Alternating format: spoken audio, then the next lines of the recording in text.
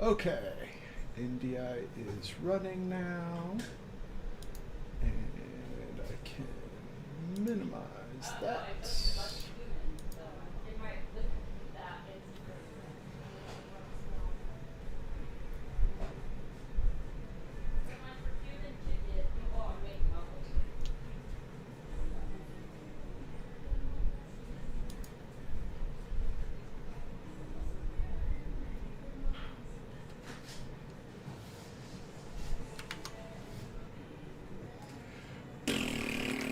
Okay, where am I at? Okay, you are getting my NDI stream. Oh, boop. Oh, nope. There we go. Okay.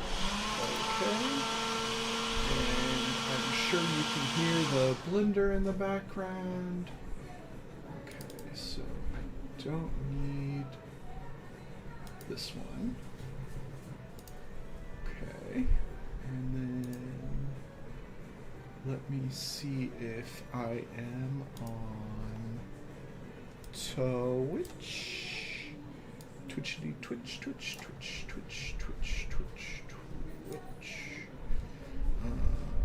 Where is that screen? Not that one.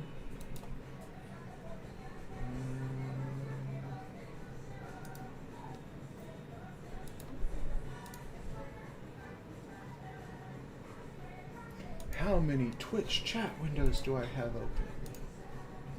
Okay, here we go.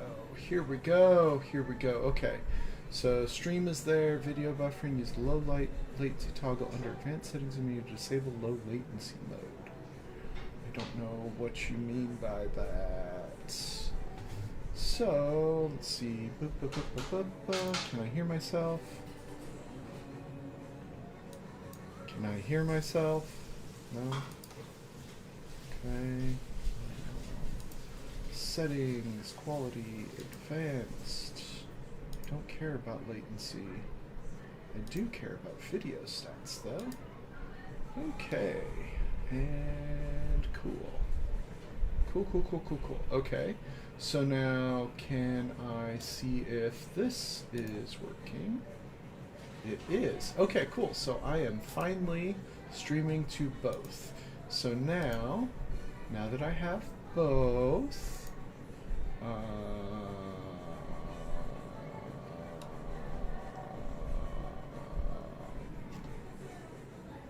cool.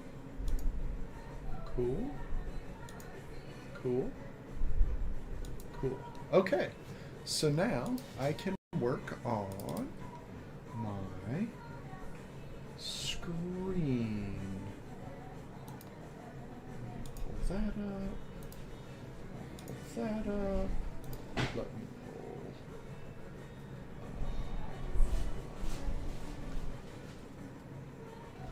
pull. Yeah, okay. So here we go. We're live. We're live. Chat is no longer available. We are live. We are live. Okay. And then this one. And no, I don't want to pull. I don't want a custom emoji. I want to pop out chat. Okay. Cool. And cool. Okay.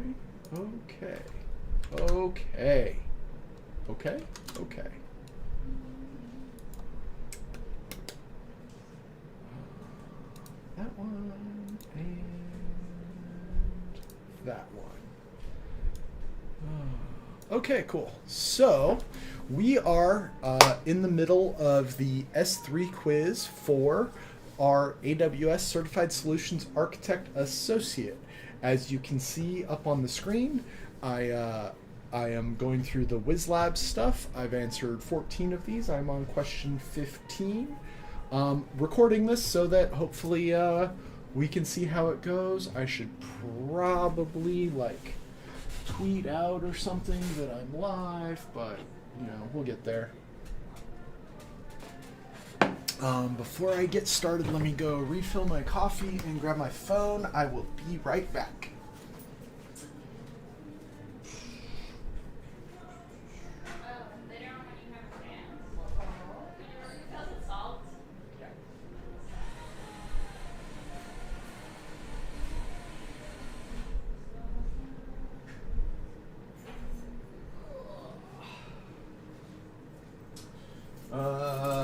Item for the to-do list, I should create a be right back screen.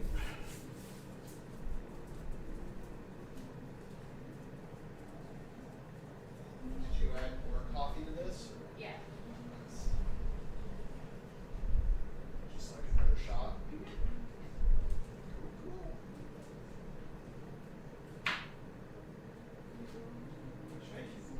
Oh, your chicken rojo? Yeah.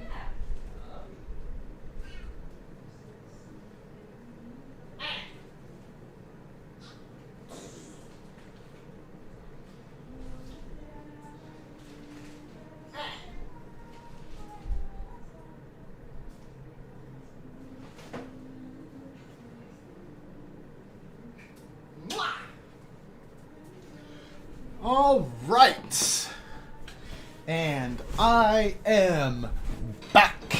Okay, let's tweet out. I am live on Twitch.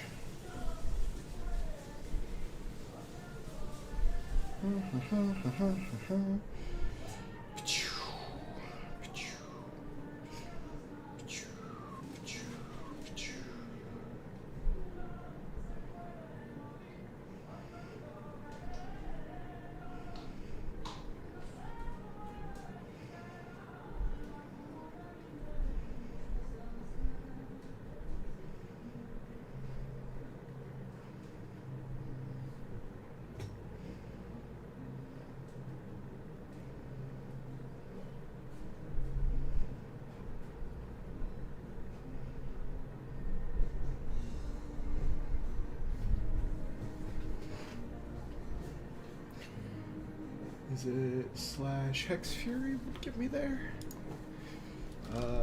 Twitch. Twitch.tv/Hex Fury?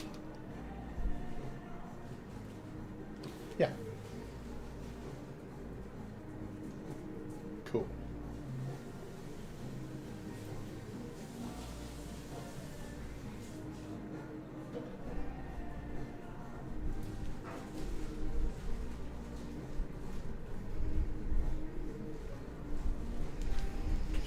Okay, don't know what I'm doing, but at least we'll get there. Bomb. All right, let me put on some background music. DMCA lo-fi music playlist YouTube.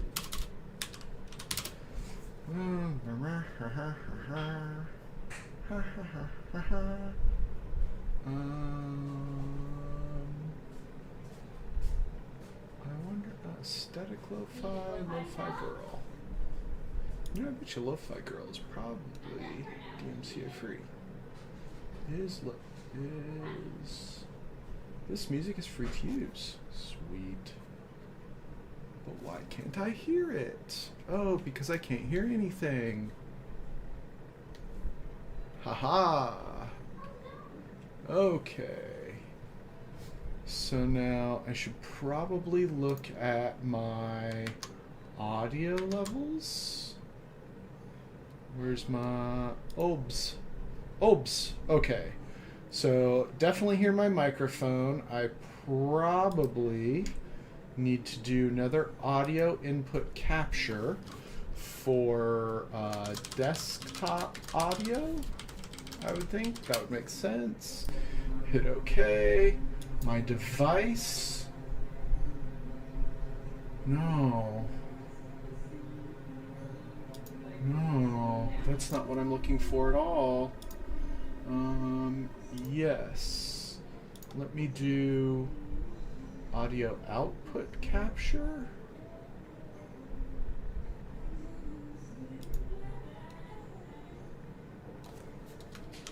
desktop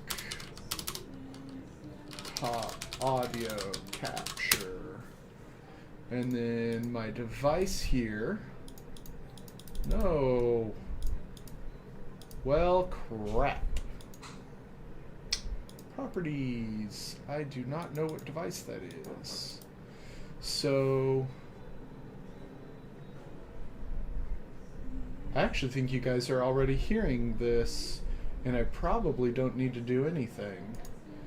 How can I test that?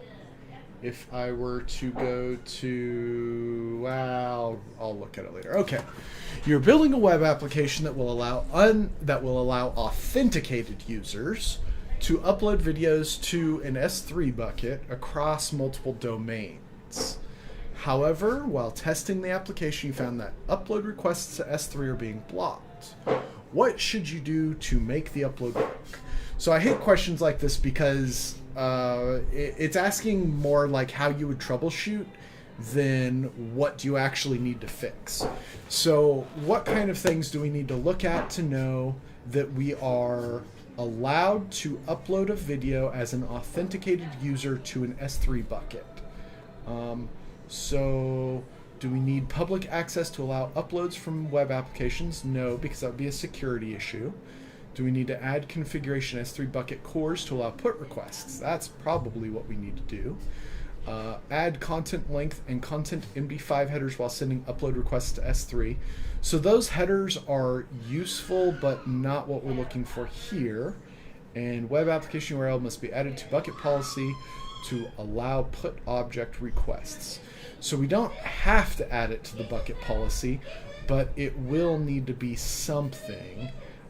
Most likely here it's a cross-origin request issue, so a CORS issue, and we need to add the CORS configuration to allow the puts.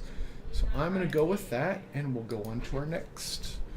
You have uploaded a file to AWS S3 bucket. Ooh, I should probably make sure that my chat windows are on top. That one. No, that one. And that one.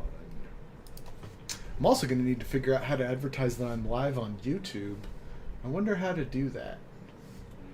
I'll figure that out later as well. Okay, so uploaded a file to S3 bucket with content foo, overwritten the file with content bar.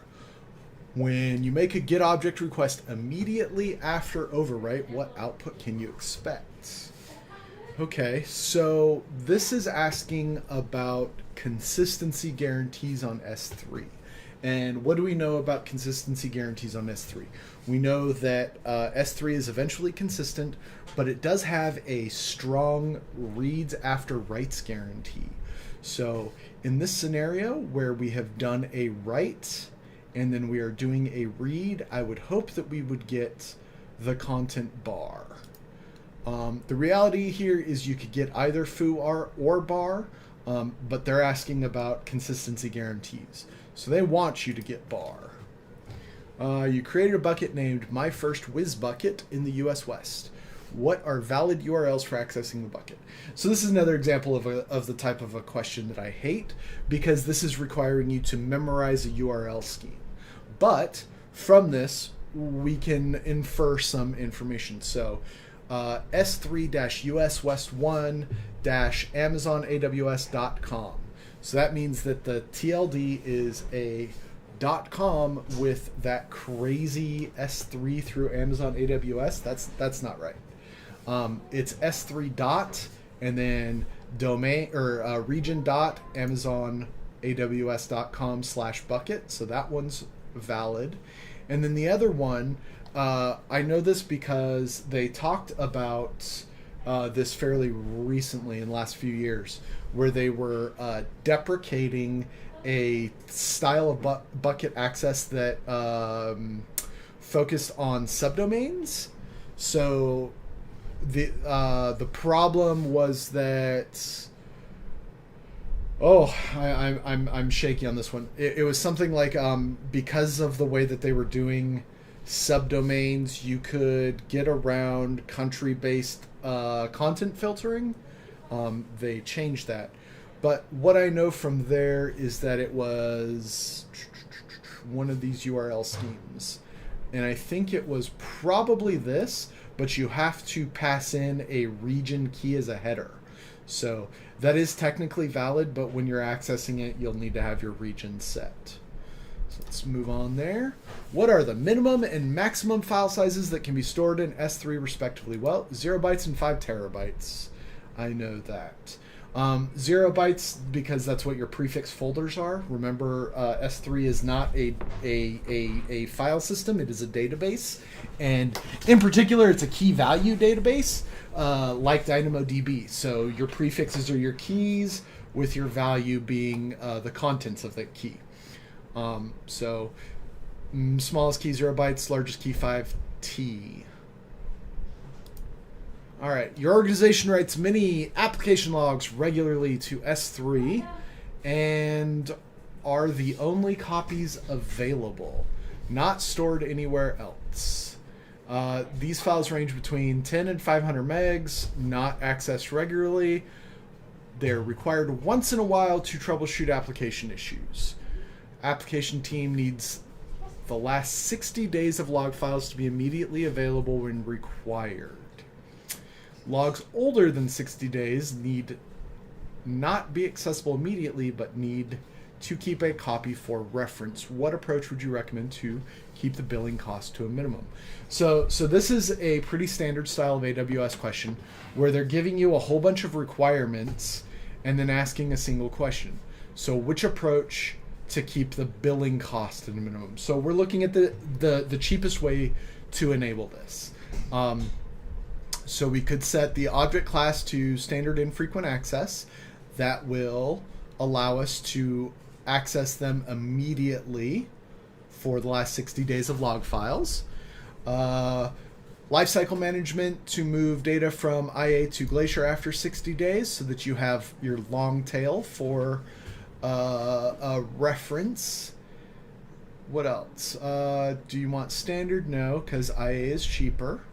And object storage class to one zone IA, and then lifecycle management to move data from one zone IA to Glacier. So that's going to be your cheapest. One zone means, is one zone even a thing? One zone IA. So let's find out. How can we do that? Let's go over to here, and we are going to go S3 one zone IA, and announcing one zone infrequent access or one zone IA. So we know that that is a valid service, and we can go back over here, not that one, this one. And we can say one zone IA lifecycle management to move data from one zone IA to Glacier after 60 days. Standards are more expensive. Standard IA after 60 days doesn't get you into Glacier, so that's still more expensive. And Glacier after 30 days doesn't meet the requirements. So if I was on a test, we could do this by a quick process of elimination. Eliminate, so it's either A or D, and D will be cheaper by billing cost because it's one zone. So, all right. Number 20. With S3 versioning enabled on the bucket, how will billing be applied for the following scenario to use using the same key for upload? So let's see. How will billing apply? Okay, so total days the bucket was in use was 25 days. So your first file uploaded on the first day of use was 1 gig, so you're going to be billed 1 gig for 25 days. And your second file was uploaded, same bucket, 15th day of use, so there's only 10, 11 days of storage there for 5 gigs. So we need to charge 1 gig for 25 and 5 gigs for 11. So why isn't it 6 gigs for 25? Well, that's easy. We only had 1 gig in there for the first 10 days, 15 days? Yeah, first 15 days. And that's all that AWS charges you for.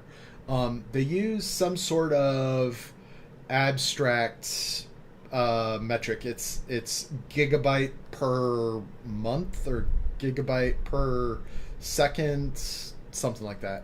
Gigabyte seconds per month, whatever. Okay.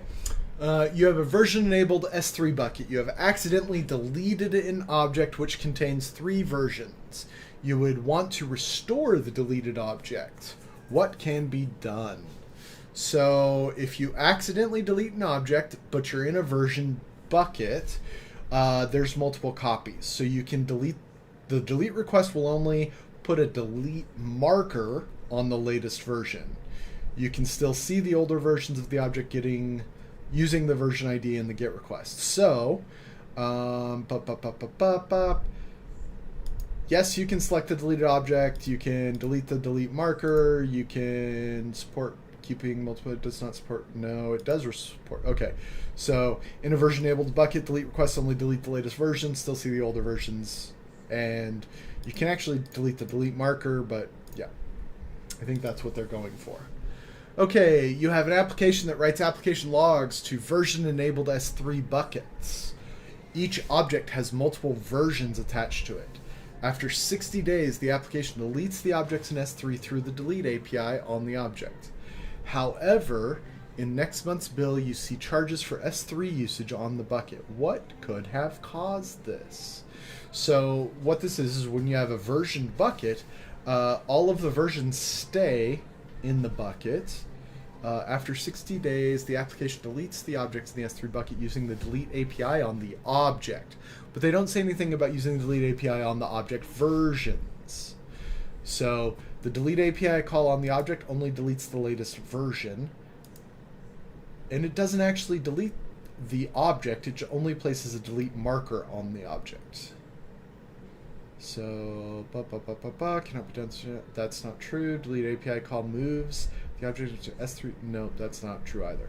So it's B because they place an object, or they place a delete marker on the object.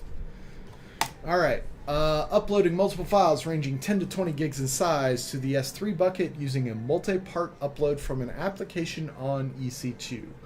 Once the upload is complete, you would like to notify a group of people who do not have IM accounts.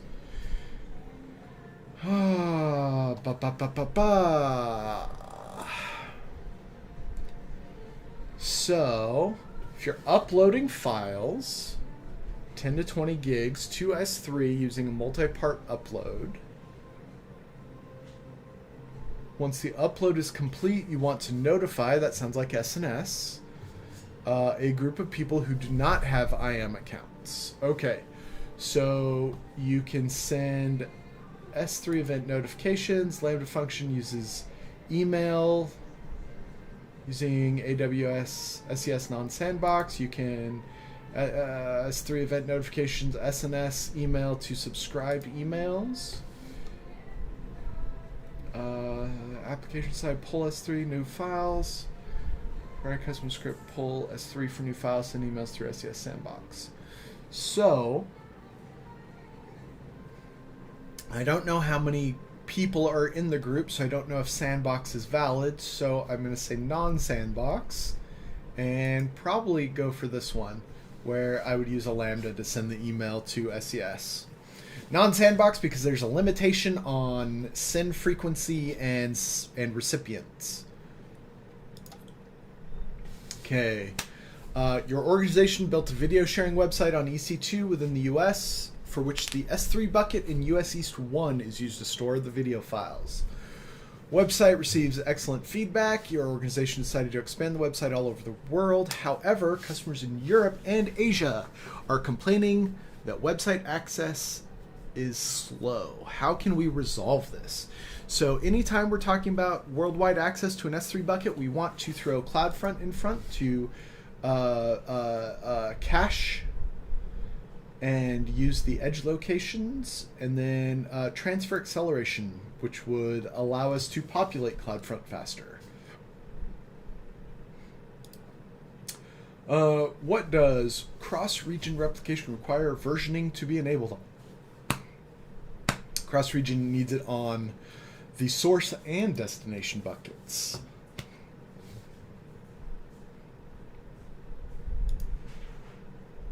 go ahead and submit this and get our score.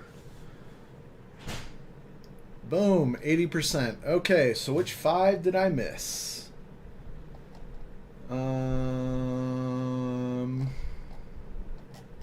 Let's just go ahead and filter this. Okay. Create S3 bucket US East 1, default config, versioning is not enabled, located in Asia, delete an object, what may happen? So the object will be deleted. So that's that strong reads after writes. I didn't know that file gateway was a thing. That makes sense. Let's go. Yep. Okay.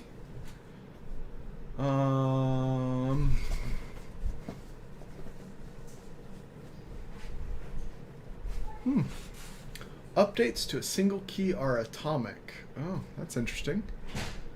It didn't used to be, I don't think.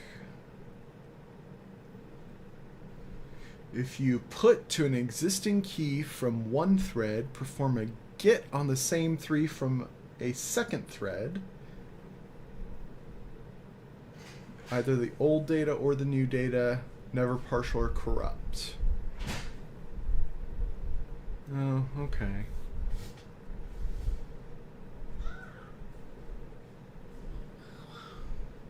Slack.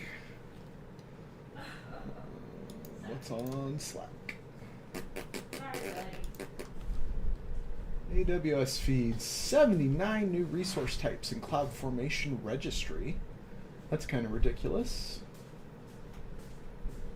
And Outposts now support sharing across multiple accounts. Okay.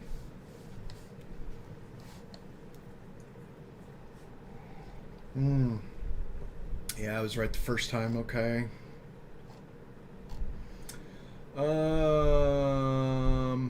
Dang. Okay. Makes sense. Cool. Those all make sense. All right, and that was the second half of our S3 quiz. I just wanted to spin up today and see if I could make a stream work. Kind of disappointed nobody has joined, but I am not surprised either because I'm new. So hopefully I'll figure all this out, figure out where I need to advertise my streams, and I can go from there. How long have I been live? 30 minutes. Okay. That's not terrible. I need to figure out so much stuff with the stream. I need to figure out how to use my stream deck. I need to figure out how to do a waiting screen. I should probably make it so that I can full screen myself. Lots of stuff going on. Alright, but I think I'm going to let that do it for today. Thank you, everyone, and we will try this again later. I want to see if that music drowns me out, and let me go ahead and this one, and thank you, everyone.